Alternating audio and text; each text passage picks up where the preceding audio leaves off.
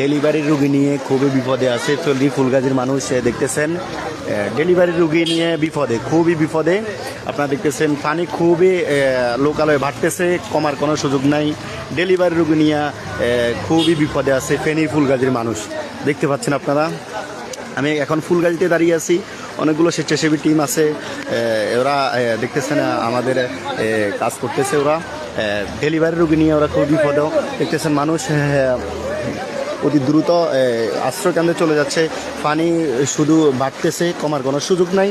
আপনারা দেখতেছেন আমি সেই ফুলগাজী বাজারে আছি, পরশুরাম যেতে পারতেছি না, পানি বিপদ সীমার উপরে, এই জন্য আমি পরশুরাম যেতে পারতেছি না। এখন এখন আছে আমি ফুলগাজী বাজারে। আপনারা দেখতেছেন ডেলিভারি রুগী সহ বিভিন্ন ধরনের মানুষ খুবই ক্ষতিগ্রস্তের মধ্যে আছে, খুবই কষ্টের মধ্যে আছে। একই জেলার মধ্যে যদি দুইবার বন্যা হয় তাহলে কেমন ক্ষতিগ্রস্ত হয় সেটা আপনারাই জানেন।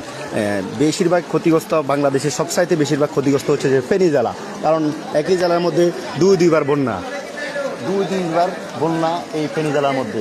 আপনারা দেখতেছেন ডেলিভারি রুগী নিয়েও কষ্ট করতেছে মানুষ, ডেলিভারি রুগী নিয়ে ডাক্তার কাছে যাইতে পারতেছে না। খুব